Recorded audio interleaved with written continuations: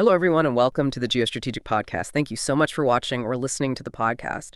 What if the rules of power at sea are changing right now? A Chinese naval task force officially on anti-piracy duty is suddenly at the center of something much bigger. There's growing speculation it could move closer to one of the world's most critical choke points. And if that happens, it won't just be patrols anymore. It could redefine who controls the flow of global trade. Is China stepping into the blockade game?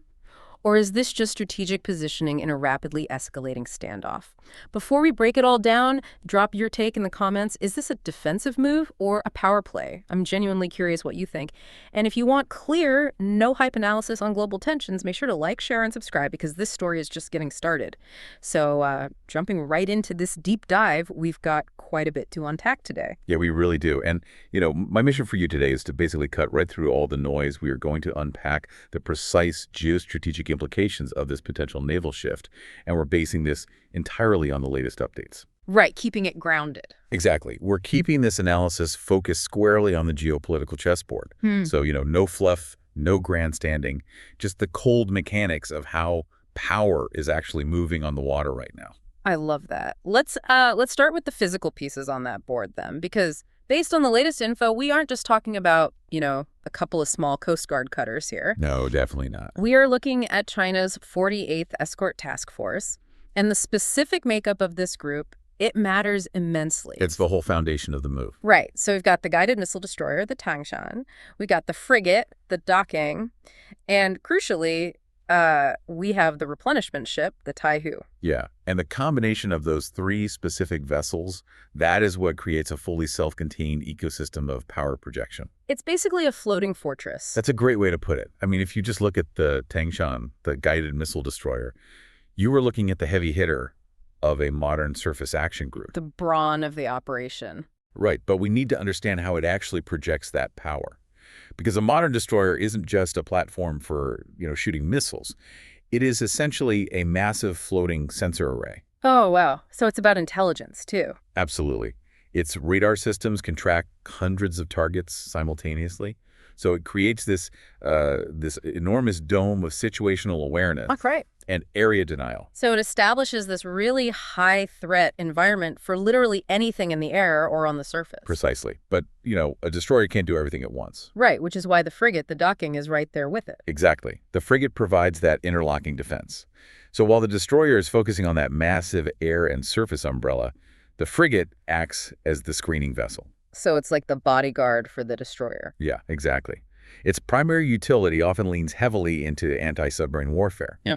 It hunts beneath the surface, just ensuring nothing can sneak up on those high-value assets. Making sure the coast is clear down below? Right. So together they create this impenetrable bubble. Yeah. But the real linchpin here, the vessel that transforms this from like a brief patrol into a serious geopolitical lever, is the Taihu. The replenishment ship. And this is where the mechanics of naval operations get so fascinating to me. Oh, it changes everything. It really does, because, a heavily armed destroyer is formidable, but it has a ticking clock. Gas turbines burn fuel at just an astonishing rate. They're incredibly thirsty ships. Right, and the crews need food. And vertical launch cells, once they're emptied out, they are notoriously difficult to reload at sea without, specialized infrastructure. It's almost impossible without a port. Exactly. So the moment you include the Taihu alongside those warships, you extend their logistical tether exponentially. You're creating this self-sustaining node. Yeah, you're touching on the concept of underway replenishment, which honestly is one of the most complex and vital operations a Navy can perform. It's not just pulling up to a gas station. Not at all. I mean, imagine this for a second. We are talking about two massive vessels driving side by side at like 15 knots. They're shooting cables across the open water. While dealing with ocean waves and wind. Exactly, fighting ocean swells, and they're transferring hundreds of thousands of gallons of fuel and dry goods. The Taihu gives this task force the ability to do all of that without ever seeing a friendly port. Yeah, that is just incredible. It effectively creates a self-sustaining node of power, like we said. But let me push back a little here. Sure, go ahead. A self-sustaining node is great, but we are still just talking about 3 ships. Even with extended endurance, 3 Chinese vessels operating far from home, they can't realistically outlast or defeat the massive entrenched footprint of the U.S. Fifth Fleet in the Middle East. Right. It just seems like a drop in the bucket in comparison. Well, if you were looking at this purely as a fleet-on-fleet engagement, like a traditional battle, you'd be right. Okay. But that's not how modern deterrence works. They don't need to win a war of attrition. They just need to complicate the battle space. Ugh, complicated. Right, exactly. A self-sustained surface action group acts as a massive force multiplier. Now, the official baseline status of this group, the stated mission, is that they are currently in the Gulf of Aden conducting routine anti-piracy operations. Which, for a geostrategy audience like ours, we know that's standard operating procedure. It's low-intensity policing of non-state actors. Right. Hunting pirates is baseline stuff, but the latest updates signal a critical pivot. The rumor mill is churning. And it's a big rumor. The explicit speculation is that this modern surface action group might not stay in the Gulf of Aden. They are potentially preparing to redeploy to protect Chinese interests. So they'd be taking that self-contained bubble of power and moving it somewhere highly sensitive. Exactly. And that causality is everything. I mean, hardware and logistics, that's just potential energy. They only become kinetic when you place them somewhere that forces your adversary to react. Yes, the placement is the whole point. Which naturally brings us to the geographic implications of all this. Having a modern fleet is one thing, but where you park it is another. Right, geography is destiny here. So let's map out this speculated movement. Based on the latest info, we're talking about shifting away from the Gulf of Aden, traversing the Arabian Sea, and parking directly in the Gulf of Oman. And the Gulf of Oman is where the geography becomes incredibly tense. Because it's not just a change of scenery. No, absolutely not. Moving there places this Chinese fleet directly adjacent to the Strait of Hormuz. One of the world's absolute most critical choke points. Without a doubt. I always try to visualize these choke points mechanically for you, the listener. Think of the Strait of Hormuz like the valve on a massive pressure cooker. That's a perfect analogy. When a superpower parks a guided missile destroyer next to that valve, they aren't just casually watching the pot boil. They are resting their hand right on the pressure release. Right. If they press down, global markets explode. The pressure cooker metaphor is mechanically sound because of the physical constraints of the strait itself.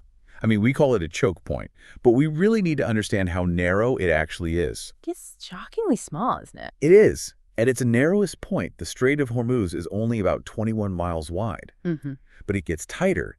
The actual shipping lanes, the deep water channels that those massive super tankers are forced to use, are only 2 miles wide in each direction. Wow.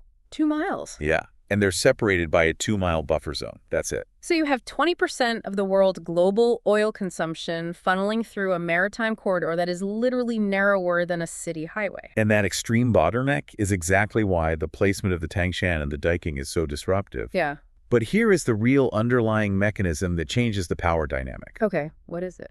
China doesn't actually need to fire a single shot or physically block a single tanker to alter the strategic reality there. Okay, let's unpack this for a second, because navies move ships around all the time. If they aren't shooting and they aren't blocking, how does their presence actually change anything? Like, is it the location itself that makes this a major strategic shift? Or is it the timing of what's already happening in those waters? It is absolutely the convergence of the two. The timing and the location. Right, because it comes back to the destroyer's sensors. If you park an advanced radar system right at the mouth of that strait, you are passively collecting massive amounts of intelligence. Just by sitting there. Just by sitting there. You are tracking every U.S. aircraft taking off, every submarine deployment, every drone flight. Oh, wow. And the aha moment here is that China could theoretically feed that early warning data back to Iran. That is a massive shift. It is. Because the mere threat of that intelligence sharing forces the U.S. Navy to completely change how they operate in those waters. That is a really fascinating insight. It's not just a physical obstacle, it's an informational one. Exactly. And the latest info explicitly signals that China is posturing its naval assets to potentially intervene in an already unfolding crisis. The U.S. and Iran situation. Right. We have a highly volatile situation right now with that confrontation. Yeah. So injecting a fully sustained surface action group into a geographic flashpoint that is already actively sparking, it fundamentally changes the deterrence matrix. Because moving a fleet to a flashpoint is a massive physical shift. But, shifting from the Gulf of Aden to the Gulf of Oman physically moves the pieces. But the justification for that move, the reason they are broadcasting to the world, that represents an entirely different kind of escalation. Oh, the narrative surrounding this redeployment is perhaps the most consequential part of the latest updates. It really is. Because according to the latest news, this potential redeployment to the Gulf of Oman isn't being framed as, a routine patrol adjustment or a simple training exercise. No, they're using very specific language. Right. It is being framed as a necessary response to perceived U.S. piracy. And we really need to pause here and objectively analyze the function of that specific language. To be clear to everyone listening, we are neutrally examining this narrative. We aren't taking sides or validating the claim itself. Right. We're just looking at the mechanics of the claim. Exactly.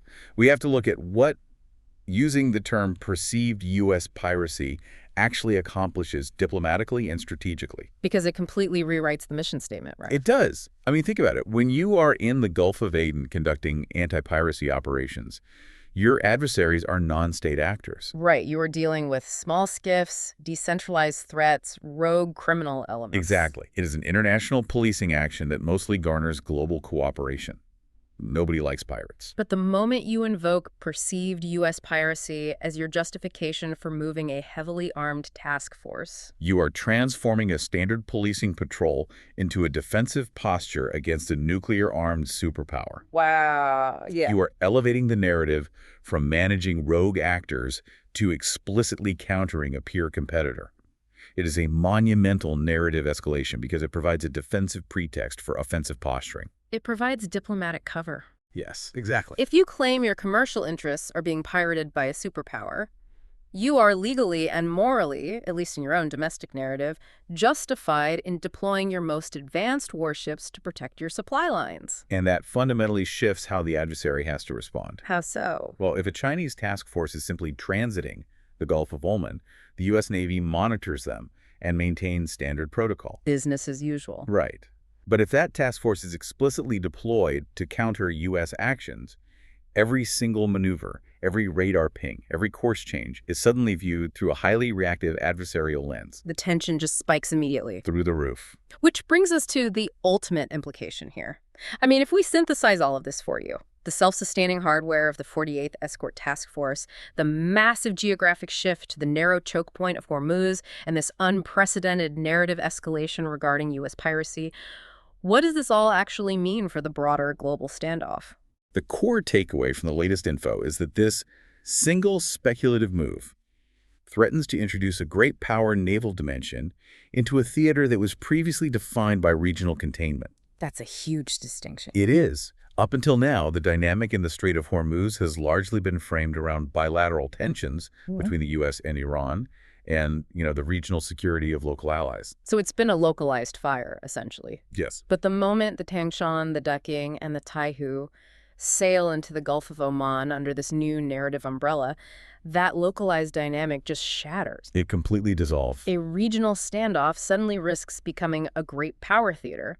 And simply by introducing this surface action group into the Arabian Sea and Persian Gulf region, it forces the U.S. to look past Iran and stare directly at China. It creates a layered crisis.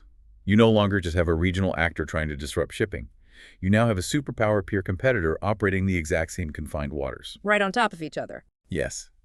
And they're backed by a narrative that explicitly challenges U.S. authority, that complicates every single decision made by the U.S. Fifth Fleet. It complicates every diplomatic back channel. Because now you aren't just calculating how Iran will react to a U.S. maneuver. You have to calculate how Iran will react and how China will react. And how China's presence might actually embolden Iran. Oh, right. It's an incredibly delicate web. And like we said earlier, the margin for error in a 2-mile-wide shipping lane is practically zero. Practically zero. So just to give you all a rapid-fire summary of the so-what mechanics we've unpacked today. Let's do it. We are looking at a Chinese task force built for endurance and combat. It's built around a guided missile destroyer, a frigate, and crucially, a replenishment ship that grants them extended action without needing a port. The floating fortress. Right. This self-contained floating node of power might pivot from routine anti-piracy hunting in the Gulf of Aden to posturing right in the incredibly narrow Gulf of Oman. Adjacent to Hormuz. Exactly. If that happens, under the explosive justification of countering perceived U.S. piracy, it places advanced Chinese radar and missiles directly adjacent to the Strait of Hormuz. Which is the real game changer. Because it fundamentally shifts the strategic calculus of the U.S.-Iran confrontation by instantly layering a great power naval standoff over a volatile regional crisis. Perfectly summarized. And, as we wrap up this deep dive, I want to leave you with one final provocative thought to mull over. Let's hear it. And this builds entirely on the facts and mechanics we've just discussed. We've explored how a modern task force projects power, the geographic fragility of these maritime choke points, and of course, the escalation of diplomatic language. Right. But consider the underlying psychology of this specific geostrategic chessboard. If multiple great powers are simultaneously positioning their most advanced warships in the exact same narrow strait, each claiming to protect their own interests from the other, does the presence of more firepower deter a crisis? Or just guarantee that any spark becomes a global fire? Thank you so much for watching or listening to the podcast. We really appreciate you joining us for this deep dive into the geopolitical chessboard today. And if you want to keep exploring how these massive shifts impact everything from global trade to international security, I warmly invite you to listen to the other podcast where we continue to unpack the forces shaping our world. See you in the next one.